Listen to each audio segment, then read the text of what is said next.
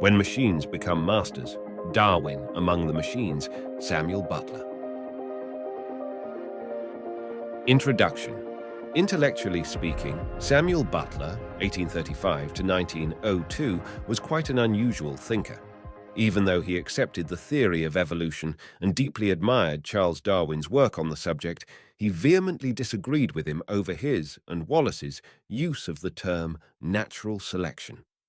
Butler saw Darwin's usage as confused and muddled, since it implies that the external conditions which cause a variation are to be distinguished from the conditions which accumulate and perfect such variation. That is to say, he implies a radical difference between the process of variation and the process of selection. This, I have already said, does not seem to me acceptable. The selection I conceive to be simply the variation which has survived. Alfred Russel Wallace also later felt that natural selection implied too much, as if nature was consciously picking and choosing which organism should live or die, when in fact there is no such teleology. Thus, Wallace wrote to Darwin in July of 1866, suggesting that he instead co-opt Herbert Spencer's pithy phrase, survival of the fittest. Darwin responded warmly to the idea and eventually used it in the 5th edition of Origin of Species. However, Butler was also not satisfied with this as well, since, as he pointed out, why is the survival of the fittest more a means of modification than, we will say, the fact that animals live at all, or that they live in successive generations, being born, continuing their species, and dying instead of living on forever as one single animal in the common acceptation of the term, or than that they eat and drink? The heat whereby the water is heated, the water which is turned into steam, the piston on which the steam acts, the driving wheel, etc., etc., are all one as much as another a means whereby a train is made to go from one place to another. It is impossible to say that any one of them is the main means. So, mutatis mutandis, with modification. There is no reason, therefore, why the survival of the fittest should claim to be an especial means of modification rather than any other necessary adjunct of animal or vegetable life. Butler is also upset with Darwin's dismissal of Jean-Baptiste Lamarck, since he feels much of the Frenchman's theories dovetail almost precisely with Darwin's if a wider latitude is given to such specialized terms as circumstances. As Butler explains, but the word circumstances, so frequently used by Lamarck for the conditions of an animal's existence, contains, by implication, the idea of animals which shall exist or not, according as they fulfill those conditions or fail to fulfill them. Conditions of existence are conditions which something capable of existing must fulfill if it would exist at all, and nothing is a condition of an animal's existence which that animal need not comply with and may yet continue to exist. Again, the words animals and plants comprehend the ideas of fit, fitter, and fittest, unfit, unfitter, and unfittest for certain conditions, for we know of no animals or plants in which we do not observe degrees of fitness or unfitness for their circumstances or environment or conditions of existence. Nevertheless, despite his deep disagreements with Darwin, Butler was a great admirer of the naturalist, and in the preface to the 2nd edition of his book, Evolution, Old and New, he praises his rival with the following: I have always admitted myself to be under the deepest obligations to Mr. Darwin's works, and it was with the greatest reluctance, not to say repugnance, that I became one of his opponents. I have partaken of his hospitality, and have had too much experience of the charming simplicity of his manner not to be among the readiest to at once admire and envy it. It is unfortunately true that I believe Mr. Darwin to have behaved badly to me. This is too notorious to be denied, but at the same time I cannot be blind to the fact that no man can be judge in his own case, and that after all, Mr. Darwin may have been right, and I wrong. Yet, What apparently changed Butler from a sympathizer of all things Darwinian to a harsh critic had much to do with the absence of teleological drives. As Doug Hill illuminates, Butler repeatedly argued that Darwinism explained the mechanics of evolution but overlooked its impetus. Butler believed purposefulness imbues all of creation. It is therefore not surprising to learn that Butler himself wrote several books on evolution which still have merit, particularly for those philosophers, like Thomas Nagel, and thinkers who believe that there is still something missing in the Darwinian paradigm for life and its emergence. One of the most provocative essays Butler wrote came under his pen name Cellarius. It carried the engaging title Darwin Among the Machines and was first published in New Zealand on June 13, 1863, in the press. Here, Butler, perhaps with a slight tongue in his cheek and with some irony, theorizes that machines will one day supplant humankind, making us their servants. To avoid this horrible fate, Butler enjoins his readers that we should get rid of such machinery before it becomes our lord and master. As Butler exclaims, war to the death should be instantly proclaimed against them. Every machine of every sort should be destroyed by the well-wisher of his species. Let there be no exceptions made, no quarter shown. Let us at once go back to the primeval condition of the race. Writing more than a century later, George Dyson, son of the famous Freeman Dyson, cribbing the title of his book from Butler's original essay on the subject, argued that in the future machines would one day become supremely intelligent, transcending human cognition. Today, the dangers of artificial intelligence evolving beyond human control have become a serious concern among scientists, technologists, and politicians. Because of Butler's doomsday prophecies concerning machines, he may be rightly regarded as one of the earliest thinkers to postulate a technological singularity. Unlike Ray Kurzweil, who sees such an event as mostly positive, Butler's position is Luddite to the extreme. As the Singularity Symposium website suggests, Samuel Butler was probably the first Luddite technophobe who wrote a philosophical argument defending the complete annihilation of the machines and the return to traditional medievalism. One suspects that Samuel Butler didn't really accept his own prognostications, given that he didn't resist having his books published on sophisticated printing presses, nor did he eschew all the creature comforts of the late 19th century. Even though we may disagree with many of Samuel Butler's lamentations, I believe he is an important voice, especially since we are now living at a time where his prophecies may indeed come true. Darwin Among the Machines. To the editor of the press, Christchurch, New Zealand, the 13th of June, 1863. Sir, there are few things of which the present generation is more justly proud than of the wonderful improvements which are daily taking place in all sorts of mechanical appliances, and indeed it is matter for great congratulation on many grounds. It is unnecessary to mention these here, for they are sufficiently obvious. Our present business lies with considerations which may somewhat tend to humble our pride and to make us think seriously of the future prospects of the human race. If we revert to the earliest primordial types of mechanical life, to the lever, the wedge, the inclined plane, the screw and the pulley, or, for analogy would lead us one step further, to that one primordial type from which all the mechanical kingdom has been developed, we mean to the lever itself. And if we then examine the machinery of the Great Eastern, we find ourselves almost awestruck at the vast development of the mechanical world, at the gigantic strides with which it has advanced in comparison with the slow progress of the animal and vegetable kingdom.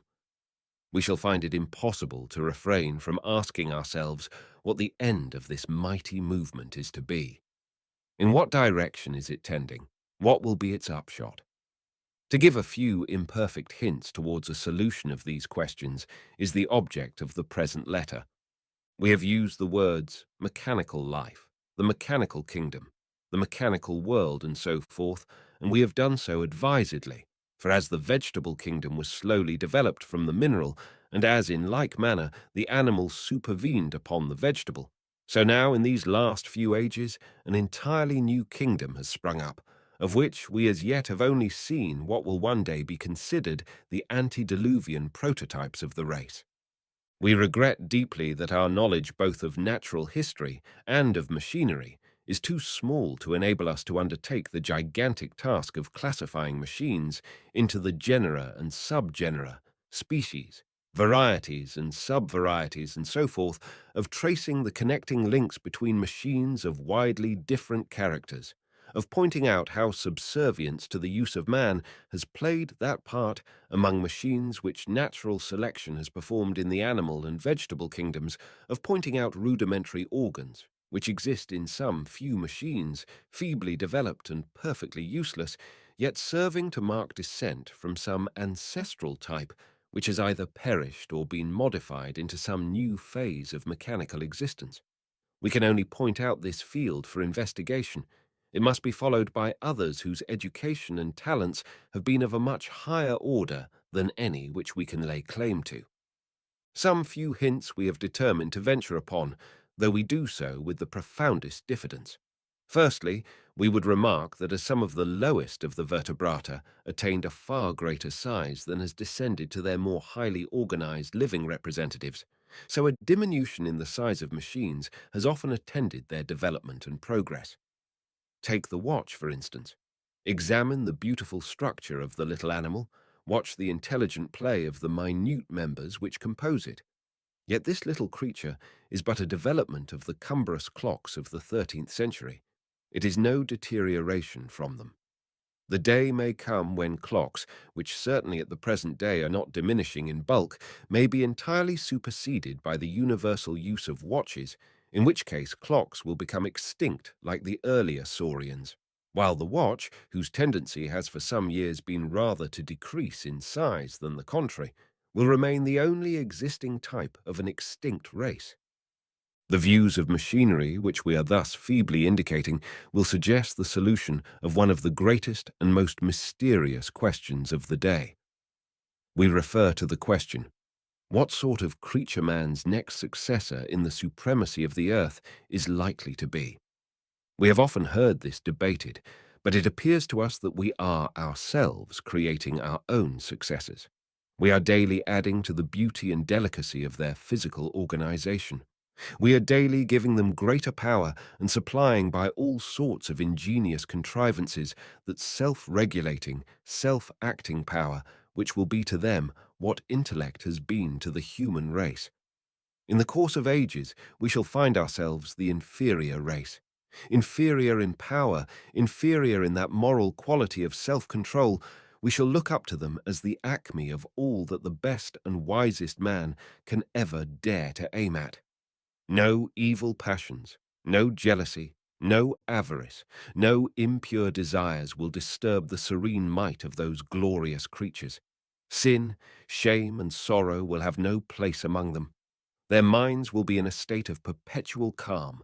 The contentment of a spirit that knows no wants is disturbed by no regrets. Ambition will never torture them. Ingratitude will never cause them the uneasiness of a moment. The guilty conscience, the hope deferred, the pains of exile, the insolence of office, and the spurns that patient merit of the unworthy takes. These will be entirely unknown to them. If they want feeding, by the use of which very word we betray our recognition of them as living organism, they will be attended by patient slaves whose business and interest it will be to see that they shall want for nothing. If they are out of order, they will be promptly attended to by physicians who are thoroughly acquainted with their constitutions. If they die, for even these glorious animals will not be exempt from that necessary and universal consummation, they will immediately enter into a new phase of existence. For what machine dies entirely in every part at one and the same instant? We take it that when the state of things shall have arrived, which we have been above attempting to describe, man will have become to the machine what the horse and the dog are to man. He will continue to exist, nay, even to improve, and will be probably better off in his state of domestication under the beneficent rule of the machines than he is in his present wild state. We treat our horses, dogs, cattle, and sheep on the whole with great kindness. We give them whatever experience teaches us to be best for them, and there can be no doubt that our use of meat has added to the happiness of the lower animals far more than it has detracted from it. In like manner, it is reasonable to suppose that the machines will treat us kindly, for their existence is as dependent upon ours as ours is upon the lower animals. They cannot kill us and eat us as we do sheep. They will not only require our services in the parturition of their young, which branch of their economy will remain always in our hands, but also in feeding them, in setting them right when they are sick, and burying their dead, or working up their corpses into new machines.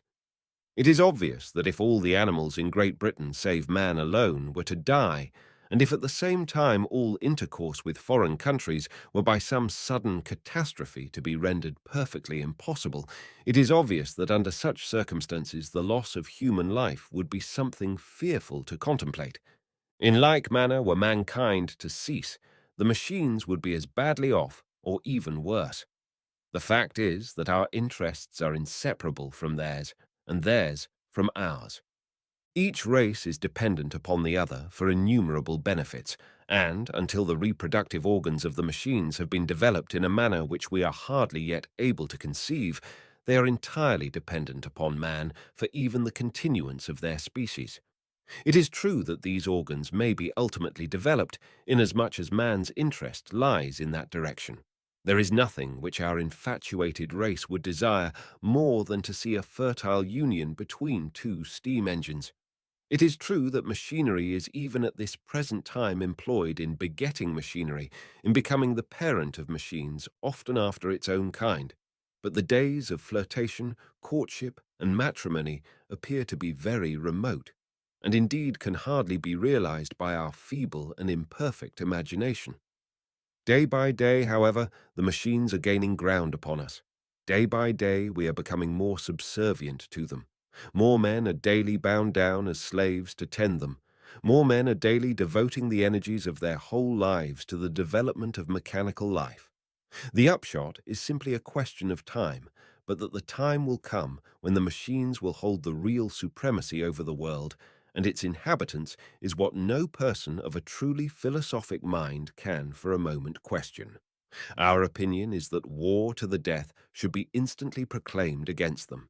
Every machine of every sort should be destroyed by the well-wisher of his species. Let there be no exceptions made, no quarter shown. Let us at once go back to the primeval condition of the race. If it be urged that this is impossible under the present condition of human affairs, this at once proves that the mischief is already done, that our servitude has commenced in good earnest, that we have raised a race of beings whom it is beyond our power to destroy, and that we are not only enslaved, but are absolutely acquiescent in our bondage. For the present, we shall leave this subject, which we present greatest to the members of the Philosophical Society. Should they consent to avail themselves of the vast field which we have pointed out, we shall endeavour to labour in it ourselves at some future and indefinite period.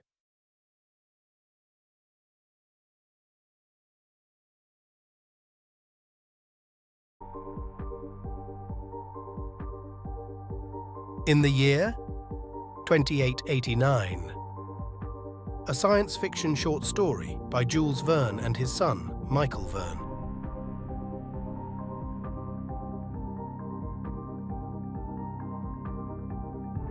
Little though they seem to think of it, the people of this 29th century live continually in fairyland. Surfeited as they are with marvels, they are indifferent in presence of each new marvel. To them all seems natural. Could they but duly appreciate the refinements of civilization in our day? Could they but compare the present with the past, and so better comprehend the advance we have made? How much fairer they would find our modern towns, with populations amounting sometimes to 10,000 souls. Their streets 300 feet wide, their houses 1,000 feet in height, with a temperature the same in all seasons, with their lines of aerial locomotion crossing the sky in every direction. If they would but picture to themselves the state of things that once existed, when through muddy streets rumbling boxes on wheels, drawn by horses, yes, by horses, were the only means of conveyance. Think of the railroads of the olden time, and you will be able to appreciate the pneumatic tubes through which today one travels at the rate of 1,000 miles an hour. Would not our contemporaries prize the telephone and the telephone more highly if they had not forgotten the telegraph? Singularly enough, all these transformations rest upon principles which were perfectly familiar to our remote ancestors, but which they disregarded. Heat, for instance, is as ancient as man himself. Electricity was known 3,000 years ago, and steam 1,100 years ago. Nay, so early as 10 centuries ago it was known that the differences between the several chemical and physical forces depend on the mode of vibration of the etheric particles, which is for each specifically different. When at last the kinship of all these forces was discovered, it is simply astounding that 500 years should still have to elapse before men could analyze and describe the several modes of vibration that constitute these differences. Above all, it is singular that the mode of reproducing these forces directly from one another and of reproducing one without the others should have remained undiscovered till less than 100 years ago. Nevertheless, such was the course of events, for it was not till the year 2792 that the famous Oswald Near made this great discovery. Truly was he a great benefactor of the human race. His admirable discovery led to many another. Hence is sprung a pleiad of inventors, its brightest star being our great Joseph Jackson. To Jackson we are indebted for those wonderful instruments, the new accumulators. Some of these absorb and condense the living force contained in the sun's rays. Others, the electricity stored in our globe. Others again, the energy coming from whatever source, as a waterfall, a stream, the winds, etc. He, too, it was that invented the transformer, a more wonderful contrivance still, which takes the living force from the accumulator and, on the simple pressure of a button, gives it back to space in whatever form may be desired, whether as heat, light, electricity, or mechanical force, after having first obtained from it the work required. From the day when these two instruments were contrived is to be dated the era of true progress. They have put into the hands of man a power that is almost infinite. As for their applications, they are numberless, mitigating the rigors of winter by giving back to the atmosphere the surplus heat stored up during the summer. They have revolutionized agriculture. By supplying motive power for aerial navigation, they have given to commerce a mighty impetus. To them, we are indebted for the continuous production of electricity without batteries or dynamos, of light without combustion or incandescence, and for an unfailing supply of mechanical energy for all the needs of industry. Yes, all these wonders have been wrought by the accumulator and the transformer. And can we not to them also trace indirectly this latest wonder of all, the great Earth Chronicle building in 253 Avenue, which was dedicated the other day? If George Washington Smith, the founder of the Manhattan Chronicle, should come back to life today, what would he think were he to be told that this palace of marble and gold belongs to his remote descendant, Fritz Napoleon Smith, who, after 30 generations have come and gone, is owner of the same newspaper which his ancestor established? For George Washington Smith's newspaper has lived generation after generation, now passing out of the family, anon coming back to it.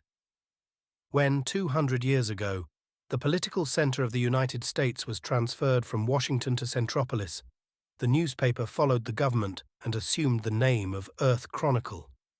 Unfortunately, it was unable to maintain itself at the high level of its name. Pressed on all sides by rival journals of a more modern type, it was continually in danger of collapse. 20 years ago, Its subscription list contained but a few 100,000 names, and then Mr. Fritz Napoleon Smith bought it for a mere trifle and originated telephonic journalism. Everyone is familiar with Fritz Napoleon Smith's system, a system made possible by the enormous development of telephony during the last 100 years. Instead of being printed, the Earth Chronicle is every morning spoken to subscribers, who, in interesting conversations with reporters, statesmen and scientists, learn the news of the day. Furthermore, each subscriber owns a phonograph, and to this instrument he leaves the task of gathering the news whenever he happens not to be in a mood to listen directly himself. As for purchasers of single copies, they can, at a very trifling cost, learn all that is in the paper of the day at any of the innumerable phonographs set up nearly everywhere. Fritz Napoleon Smith's innovation galvanized the old newspaper. In the course of a few years, the number of subscribers grew to be 85,000, and Smith's wealth went on growing, till now it reaches the almost unimaginable figure of $10,000. This lucky hit has enabled him to erect his new building, a vast edifice with 4 facades, each 3,250 feet in length, over which proudly floats the 100-starred flag of the Union. Thanks to the same lucky hit, he is today king of newspaperdom. Indeed, he would be king of all the Americans too, if Americans could ever accept a king. You do not believe it?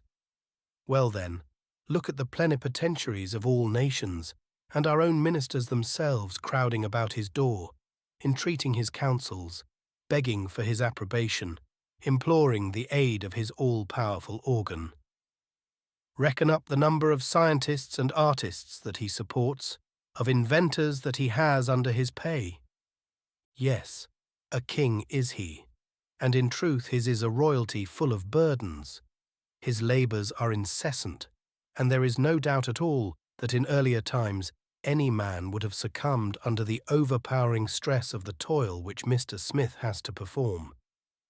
Very fortunately for him, thanks to the progress of hygiene, which, abating all the old sources of unhealthfulness, has lifted the mean of human life from 37 up to 52 years. Men have stronger constitutions now than heretofore. The discovery of nutritive air is still in the future, but in the meantime, men today consume food that is compounded and prepared according to scientific principles, and they breathe an atmosphere freed from the microorganisms that formerly used to swarm in it. Hence, they live longer than their forefathers, and know nothing of the innumerable diseases of olden times. Nevertheless, and notwithstanding these considerations, Fritz Napoleon Smith's mode of life may well astonish one. His iron constitution is taxed to the utmost by the heavy strain that is put upon it. Vain the attempt to estimate the amount of labour he undergoes. An example alone can give an idea of it. Let us then go about with him for one day as he attends to his multifarious concernments. What day? That matters little. It is the same every day. Let us then take at random September 25th of this present year 2809. This morning Mr. Fritz Napoleon Smith awoke in very bad humour. His wife having left for France 8 days ago, he was feeling disconsolate. Incredible though it seems, in all the 10 years since their marriage, this is the first time that Mrs. Edith Smith, the professional beauty, has been so long absent from home. 2 or 3 days usually suffice for her frequent trips to Europe. The first thing that Mr. Smith does is to connect his phonotelephone, the wires of which communicate with his Paris mansion. The telephone. Here is another of the great triumphs of science in our time. The transmission of speech is an old story. The transmission of images by means of sensitive mirrors connected by wires is a thing but of yesterday. A valuable invention indeed, and Mr. Smith this morning was not niggard of blessings for the inventor, when by its aid he was able distinctly to see his wife notwithstanding the distance that separated him from her. Mrs. Smith, weary after the ball or the visit to the theatre the preceding night, is still abed. though it is near noontide at Paris. She is asleep, her head sunk in the lace-covered pillows. What? She stirs. Her lips move. She is dreaming, perhaps? Yes, dreaming. She is talking, pronouncing a name. His name, Fritz. The delightful vision gave a happier turn to Mr. Smith's thoughts. And now, at the call of imperative duty, light-hearted he springs from his bed and enters his mechanical dresser. 2 minutes later, the machine deposited him all dressed at the threshold of his office. The round of journalistic work was now begun. First, he enters the hall of the novel writers, a vast apartment crowned with an enormous transparent cupola. In one corner is a telephone, through which 100 Earth Chronicle littérateurs in turn recount to the public in daily installments 100 novels. Addressing one of these authors who was waiting his turn, "Capital, capital? My dear fellow," said he, "your last story, the scene where the village maid discusses interesting philosophical problems with her lover, shows your very acute power of observation. Never have the ways of country folk been better portrayed. Keep on, my dear Archibald, keep on. Since yesterday, thanks to you, there is a gain of 5,000 subscribers." "Mr. John Last," he began again, turning to a new arrival, "I am not so well pleased with your work. Your story is not a picture of life. It lacks the elements of truth. And why? Simply because you run straight on to the end, because you do not analyze. Your heroes do this thing or that from this or that motive, which you assign without ever a thought of dissecting their mental and moral natures. Our feelings, you must remember, are far more complex than all that. In real life, every act is the resultant of 100 thoughts that come and go, and these you must study, each by itself, if you would create a living character. But, you will say, in order to note these fleeting thoughts, one must know them, must be able to follow them in their capricious meanderings. Why, any child can do that, as you know. You have simply to make use of hypnotism, electrical or human, which gives one a twofold being, setting free the witness personality so that it may see, understand, and remember the reasons which determine the personality that acts. Just study yourself as you live from day to day, my dear Last. Imitate your associate whom I was complimenting a moment ago. Let yourself be hypnotized. What's that? You have tried it already? Not sufficiently, then, not sufficiently. Mr. Smith continues his round and enters the reporters' hall. Here, 1,500 reporters, in their respective places, facing an equal number of telephones, are communicating to the subscribers the news of the world as gathered during the night. The organization of this matchless service has often been described. Besides his telephone, each reporter, as the reader is aware, has in front of him a set of commutators, which enable him to communicate with any desired telephotic line. Thus the subscribers not only hear the news, but see the occurrences. When an incident is described that is already past, photographs of its main features are transmitted with the narrative, and there is no confusion withal. The reporter's items, just like the different stories and all the other component parts of the journal, are classified automatically according to an ingenious system, and reach the hearer in due succession. Furthermore, the hearers are free to listen only to what specially concerns them. They may at pleasure give attention to one editor and refuse it to another. Mr. Smith next addresses one of the 10 reporters in the astronomical department, a department still in the embryonic stage, but which will yet play an important part in journalism. "Well, Cash, what's the news?" "We have phototelegrams from Mercury, Venus and Mars." "Are those from Mars of any interest?" "Yes, indeed. There is a revolution in the Central Empire." "And what of Jupiter?" asked Mr. Smith. "Nothing as yet. We cannot quite understand their signals. Perhaps ours do not reach them." "That's bad," exclaimed Mr. Smith as he hurried away, not in the best of humour, toward the hall of the scientific editors. With their heads bent down over their electric computers, 30 scientific men were absorbed in transcendental calculations. The coming of Mr. Smith was like the falling of a bomb among them. "Well, gentlemen, what is this I hear? No answer from Jupiter? Is it always to be thus? Come, Cooley, you have been at work now 20 years on this problem, and yet—" "True enough," replied the man addressed. "Our science of optics is still very defective, and through our 1.75-mile telescopes—" "Listen to that, Peer," broke in Mr. Smith, turning to a second scientist. "Optical science defective. Optical science is your specialty. But," he continued, again addressing William Cooley, "failing with Jupiter, are we getting any results from the moon? The case is no better there. This time you do not lay the blame on the science of optics. The moon is immeasurably less distant than Mars, yet with Mars our communication is fully established. I presume you will not say that you lack telescopes." "Telescopes? Oh no, the trouble here is about inhabitants." "That's it," added Peer. "So then, the moon is positively uninhabited?" asked Mr. Smith. "At least," answered Cooley, "on the face which she presents to us. As for the opposite side, who knows?" "Ah, the opposite side. You think, then," remarked Mr. Smith musingly, "that if one could but—" "Could what?" "Why, turn the moon about face." "Ah, there's something in that," cried the two men at once. And indeed, so confident was their air, they seemed to have no doubt as to the possibility of success in such an undertaking. "Meanwhile," asked Mr. Smith after a moment's silence, "have you no news of interest today?" "Indeed we have," answered Cooley.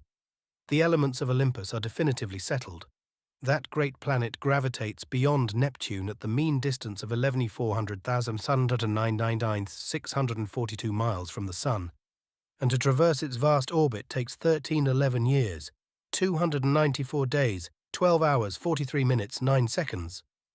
"Why didn't you tell me that sooner?" cried Mr. Smith. "Now inform the reporters of this straightway. You know how eager is the curiosity of the public with regard to these astronomical questions. That news must go into today's issue." Then, the two men bowing to him, Mr. Smith passed into the next hall, an enormous gallery upward of 3,200 feet in length, devoted to atmospheric advertising.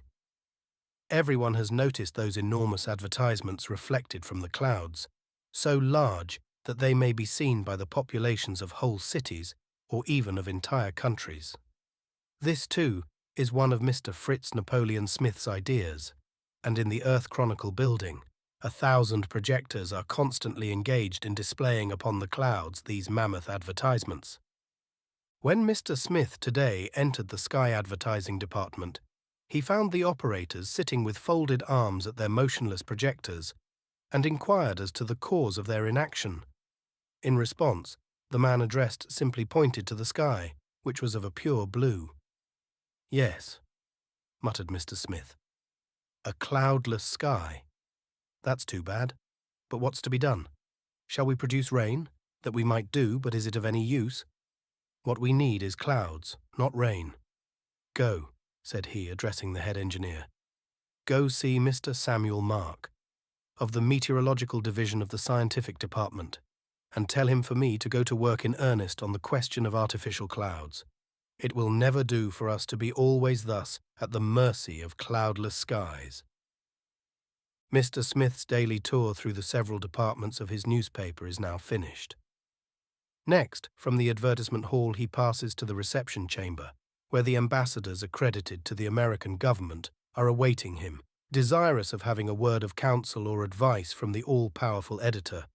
A discussion was going on when he entered. "Your Excellency will pardon me," the French ambassador was saying to the Russian, "but I see nothing in the map of Europe that requires change. The north for the Slavs. Why, yes, of course, But the south for the Latins, our common frontier, the Rhine, it seems to me, serves very well. Besides, my government, as you must know, will firmly oppose every movement, not only against Paris, our capital, or our two great prefectures, Rome and Madrid, but also against the kingdom of Jerusalem, the dominion of St. Peter, of which France means to be the trusty defender. "Well said," exclaimed Mr. Smith. "How is it," he asked, turning to the Russian ambassador, "that you Russians are not content with your vast empire, the most extensive in the world, stretching from the banks of the Rhine to the Celestial Mountains and the Karakoram, whose shores are washed by the frozen ocean, the Atlantic, the Mediterranean, and the Indian Ocean? Then, what is the use of threats? Is war possible in view of modern inventions, asphyxiating shells capable of being projected a distance of 60 miles, an electric spark of 90 miles that can at one stroke annihilate a battalion? To say nothing of the plague, the cholera, the yellow fever, that the belligerents might spread among their antagonists mutually, and which would in a few days destroy the greatest armies." "True," answered the Russian, "but can we do all that we wish? As for us Russians, pressed on our eastern frontier by the Chinese, we must at any cost put forth our strength for an effort toward the west." "Oh, is that all?" "In that case," said Mr. Smith, "the thing can be arranged. I will speak to the Secretary of State about it. The attention of the Chinese government shall be called to the matter. This is not the first time that the Chinese have bothered us." "Under these conditions, of course," and the Russian ambassador declared himself satisfied. "Ah, Sir John, what can I do for you?" asked Mr. Smith, as he turned to the representative of the people of Great Britain, who till now had remained silent. "A great deal," was the reply, "if the Earth Chronicle would but open a campaign on our behalf." "And for what object?" "Simply for the annulment of the Act of Congress annexing to the United States the British Islands. Though, by a just turnabout of things here below, Great Britain has become a colony of the United States, the English are not yet reconciled to the situation. At regular intervals, they are ever addressing to the American government vain complaints. A campaign against the annexation that has been an accomplished fact for 150 years, exclaimed Mr. Smith. How can your people suppose that I would do anything so unpatriotic? We at home think that your people must now be sated. The Monroe Doctrine is fully applied. The whole of America belongs to the Americans. What more do you want? Besides, we will pay for what we ask." "Indeed," answered Mr. Smith, without manifesting the slightest irritation. "Well, you English will ever be the same. No, no, Sir John, do not count on me for help. Give up our fairest province, Britain. Why not ask France generously to renounce possession of Africa, that magnificent colony, the complete conquest of which cost her the labour of 800 years? You will be well received." "You decline. All is over then," murmured the British agent sadly. "The United Kingdom falls to the share of the Americans, the Indies to that of—" "The Russians," said Mr. Smith, completing the sentence. "Australia has an independent government." "Then nothing at all remains for us," sighed Sir John, downcast. "Nothing?" asked Mr. Smith, laughing. "Well, now there's Gibraltar." With this sally, the audience ended. The clock was striking 12, the hour of breakfast. Mr. Smith returns to his chamber. Where the bed stood in the morning, a table all spread comes up through the floor. For Mr. Smith, being above all a practical man, has reduced the problem of existence to its simplest terms. For him, instead of the endless suites of apartments of the olden time, one room fitted with ingenious mechanical contrivances is enough. Here he sleeps, takes his meals, in short, lives. He seats himself. In the mirror of the phonotelephote is seen the same chamber at Paris, which appeared in it this morning. A table furnished forth is likewise in readiness here, for notwithstanding the difference of hours, Mr. Smith and his wife have arranged to take their meals simultaneously. It is delightful thus to take breakfast tete-a-tete with one who is 3,000 miles or so away. Just now, Mrs. Smith's chamber has no occupant. "She is late. Woman's punctuality. Progress everywhere except there," muttered Mr. Smith as he turned the tap for the first dish. For like all wealthy folk in our day, Mr. Smith has done away with the domestic kitchen and is a subscriber to the Grand Alimentation Company, which sends through a great network of tubes to subscribers' residences all sorts of dishes, as a varied assortment is always in readiness. A subscription costs money, to be sure, but the cuisine is of the best, and the system has this advantage, that it does away with the pestering race of the cordons bleus. Mr. Smith received and ate, all alone, the hors d'oeuvre, entrée, rôti, and legumes that constituted the repast. He was just finishing the dessert when Mrs. Smith appeared in the mirror of the telephote. "Why, where have you been?" asked Mr. Smith through the telephone. "What? You are already at the dessert? Then I am late," she exclaimed with a winsome naivete. "Where have I been, you ask? Why, at my dressmaker's. The hats are just lovely this season. I suppose I forgot to note the time and so am a little late." "Yes, a little," growled Mr. Smith. "So little that I have already quite finished breakfast. Excuse me if I leave you now, but I must be going." "Oh, certainly, my dear. Goodbye till evening." Smith stepped into his air coach, which was in waiting for him at a window. "Where do you wish to go, sir?" inquired the coachman. "Let me see. I have 3 hours," Mr. Smith mused. "Jack, take me to my accumulator works at Niagara." For Mr. Smith has obtained a lease of the great falls of Niagara. For ages the energy developed by the falls went unutilized. Smith, applying Jackson's invention, now collects this energy and lets or sells it. His visit to the works took more time than he had anticipated.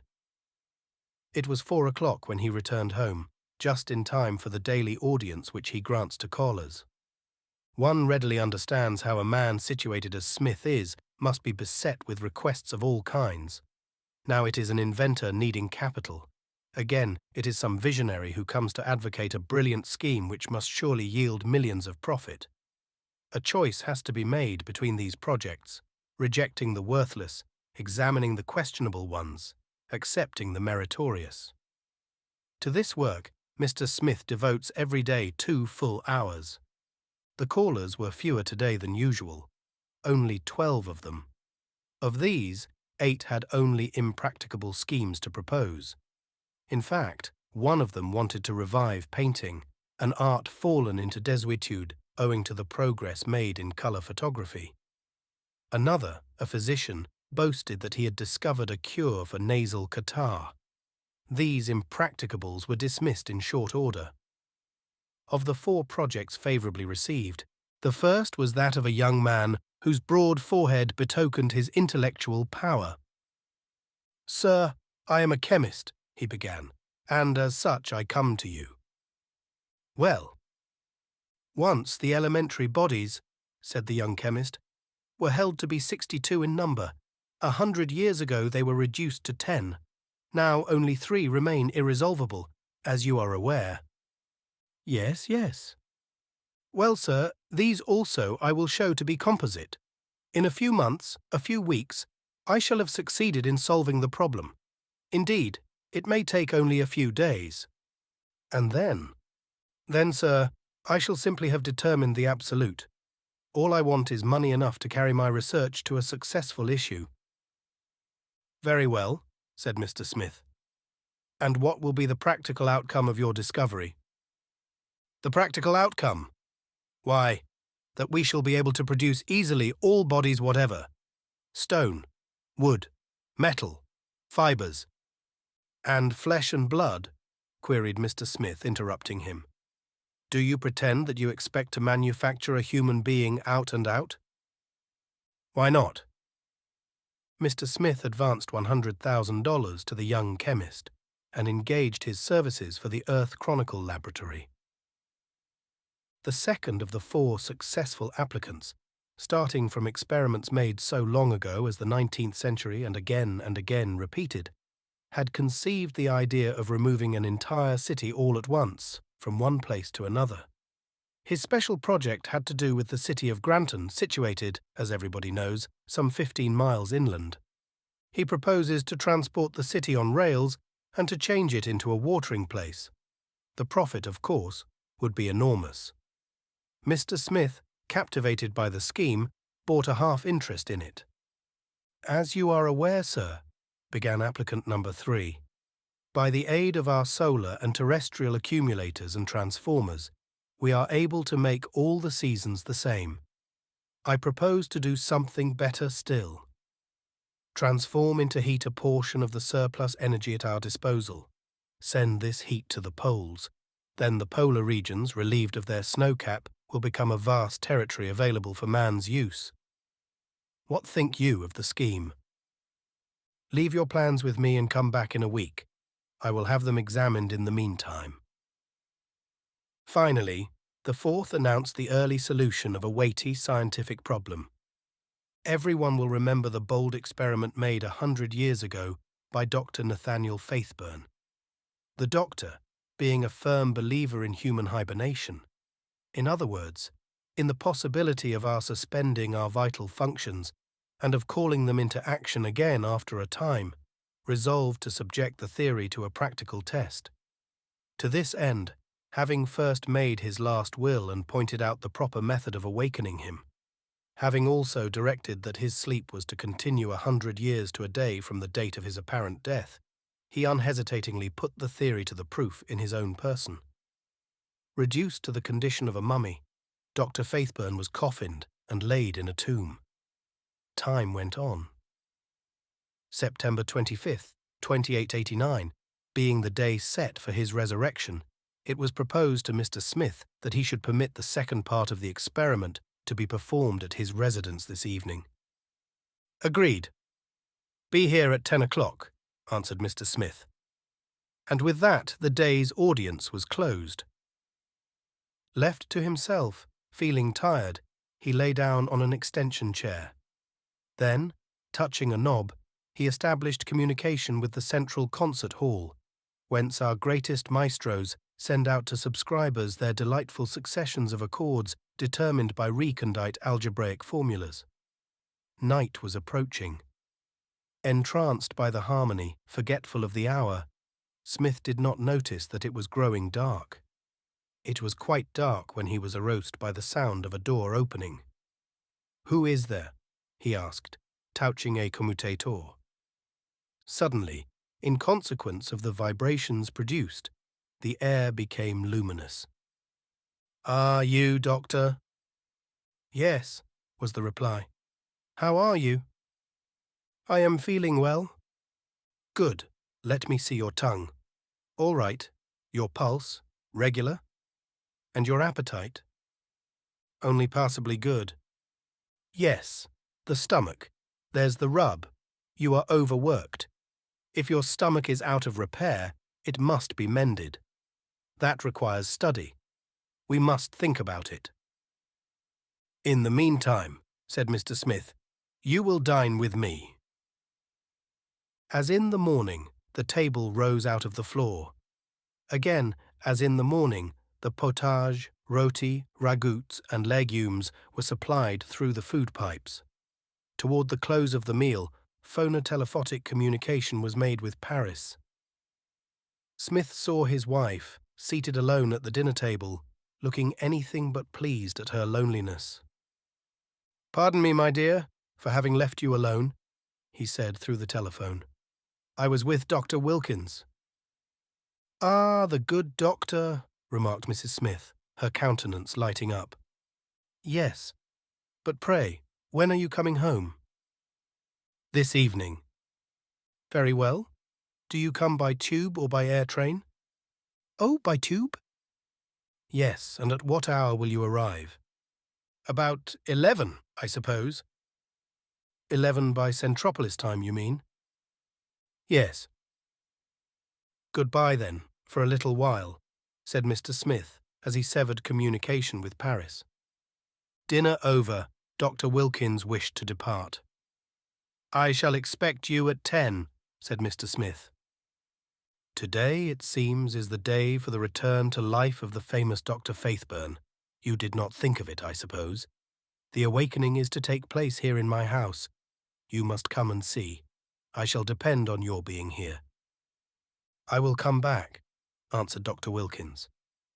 Left alone, Mr. Smith busied himself with examining his accounts, a task of vast magnitude, having to do with transactions which involve a daily expenditure of upward of $800,000. Fortunately, indeed, the stupendous progress of mechanic art in modern times makes it comparatively easy. Thanks to the piano electro reconnaisseur, the most complex calculations can be made in a few seconds. In 2 hours, Mr. Smith completed his task, just in time. Scarcely had he turned over the last page when Dr. Wilkins arrived.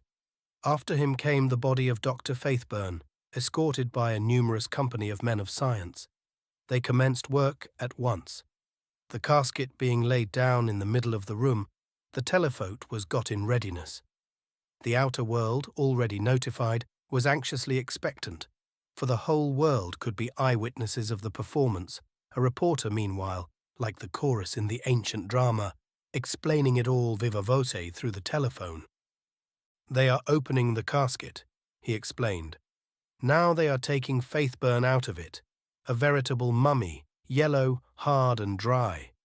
Strike the body and it resounds like a block of wood. They are now applying heat, now electricity. No result. These experiments are suspended for a moment while Dr. Wilkins makes an examination of the body.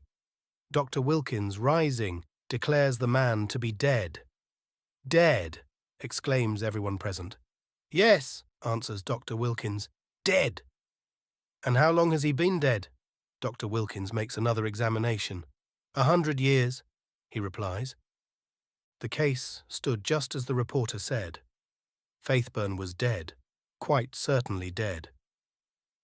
"Here is a method that needs improvement," remarked Mr. Smith to Dr. Wilkins, as the scientific committee on hibernation bore the casket out. "So much for that experiment. But if poor Faithburn is dead, at least he is sleeping," he continued. "I wish I could get some sleep. I am tired out, Doctor, quite tired out. Do you not think that a bath would refresh me?" "Certainly. But you must wrap yourself up well before you go out into the hallway. You must not expose yourself to cold." "Hallway? Why, Doctor, as you well know, everything is done by machinery here. It is not for me to go to the bath. The bath will come to me. Just look." And he pressed a button. After a few seconds, a faint rumbling was heard, which grew louder and louder. Suddenly, the door opened and the tub appeared. Such, for this year of grace, 2889, is the history of one day in the life of the editor of the Earth Chronicle. And the history of that one day is the history of 365 days every year, except leap years, and then of 366 days. For as yet, no means has been found of increasing the length of the terrestrial year.